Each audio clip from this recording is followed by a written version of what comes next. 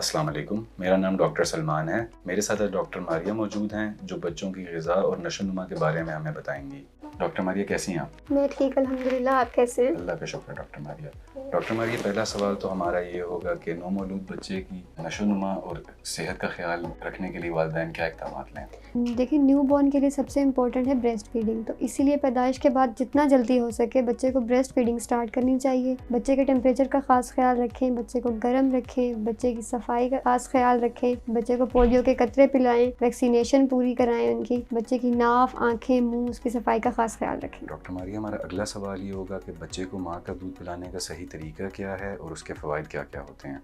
माँ का दूध बच्चे के लिए एक परफेक्ट बैलेंस डाइट है। माँ का दूध ना सिर्फ बच्चे के लिए फ़ायदेमंद है बल्कि माँ के लिए भी फ़ायदेमंद है। सबसे पहले तो ये मदर और बच्चे के दरमियान में एक बॉन्डिंग डेवलप कराएगा। बच्चे के लिए, बच्चे की नशोनुमा के लिए बहुत ज़रूरी है। इसमें जो है एंटीबॉडीज़, इम्यूनोग्लोबुलिन्स होती हैं जो कि बच्चे की क़ुव्वत मुदाफ़ियत के लिए बहुत ज़रूरी होती हैं। जहाँ तक बात है बच्चे को ब्रेस्ट फीडिंग कराई कैसे जाए, बच्चे को गोद में इस तरह लिटाया जाए कि बच्चा बिल्कुल कंफर्टेबल हो। बच्चे को दूध पिलाने के बाद डिकार लाजमी दिलाएं और दूध पिलाने के बाद करवट पे लिटाएं। हमारा अगला सवाल अब ये है कि जो बच्चों को माँ का दूध पिलाया जाता है वो किस उम्र तक पिलाना चाहिए और किस उम्र तक ठोस ग़िज़ा उनको शुरू करवा देनी चाहिए? बच्चे को माँ का दूध वैसे तो 2 साल तक लाजमी पिलाना चाहिए, लेकिन कम से कम 6 माह तक बच्चे को माँ का दूध लाजमी पिलाएं। लेकिन 6 माह के बाद आप जो है सेमी सॉलिड ग़िज़ा शुरू करा सकते हैं। लाइक आप खिचड़ी, दलिया, फलों की प्यूरी बना के दे सकते हैं। जो बच्चे होते हैं जब से वो 6 माह की उम्र में जब पहुँचते हैं, इब्तदाई उनको मसाइल आते हैं, कुछ कोलिक होगी, एक्सेसिव क्राइंग होगी, रोना हो गया बिला वजह, टीथिंग का मसला हो गया, इनसे वालिदैन कैसे निपट सकते हैं?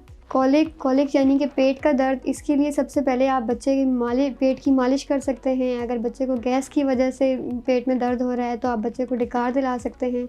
अगर बच्चा बहुत ज़्यादा रो रहा है तो आप देखें बच्चे की नींद पूरी है, बच्चा खुराक ठीक से ले रहा है और बच्चे को कोई जिस्मानी मसला या कोई परेशानी, कोई तकलीफ़ तो नहीं है। और रही बात दांत निकालने की, तो बच्चे को जो है आप ठंडी कोई चबाने की चीज़ें दे सकते हैं, लाइक टीथर दे सकते हैं। आप उनके मसूड़ों पे एक हल्का सा मसाज कर सकते हैं। हमारी ये जो भी मसाइल हमने डिस्कस किए हैं, इनका कोई घरेलू इलाज हो सकता है? जी बिल्कुल, इनके घरेलू इलाज हैं। अगर बच्चे को कॉलिक का दर्द है तो उसमें जो है कि माँ की खुराक में जो है आप सौंफ और अजवाइन का पानी इस्तेमाल कर सकते हैं। अगर बच्चा प्रॉपर नींद नहीं कर पा रहा, रो ज़्यादा रहा है, तो आप उसको नीम गर्म पानी से नहला सकते हैं। आप उसको हल्की सी लोरी सुना सकते हैं। और बात टीथिंग की अगर आए तो आप उसको खीरे या गाजर का टुकड़ा भी दे सकते हैं चबाने के लिए। जो बच्चे की नशोनुमा है वो कैसे देखी जा सकती है कि ठीक हो रही है या उसके अंदर कोई मसला आ रहा है? गैर मामूली नशोनुमा के लिए आपने बच्चे के माइलस्टोन्स देखने हैं कि बच्चा अपने जो है टाइम पे अपनी गर्दन संभाल रहा है, टाइम पे मुस्कुरा रहा है, लाइट को, कलर्स को या आपकी आवाज़ को टाइम पे अगर रिस्पॉन्स नहीं दे रहा तो इट मीन्स बच्चे की ग्रोथ प्रॉपरली नहीं हो रही। इसके लिए जो है आपको फ़ौरन डॉक्टर से रब्ता करना चाहिए। अगले सवाल की तरफ चलते हैं। बच्चों के ग़िज़ाई मसाइल का हल कैसे निकाला जा सकता है? बच्चों की ग़िज़ा एक परफेक्ट बैलेंस डाइट होनी चाहिए जिसमें जो है कार्बोहाइड्रेट, प्रोटीन, लिपिड सारा कुछ होना चाहिए। इसमें जो है अगर आपका बच्चा कुछ खा नहीं रहा तो आप उसको मुख्तलिफ़ तरह की, मुख्तलिफ़ कलर्स में आप उसको डाइट दे सकते हैं। डिफरेंट शेप्स में आप उसको काट के फ्रूट्स दे सकते हैं जिस तरह वो पसंद करे। और अगर फिर भी आपका बच्चा नहीं ले रहा तो आपको ज़रूरन एक डाइटिशियन या न्यूट्रिशनिस्ट से रब्ता करना चाहिए।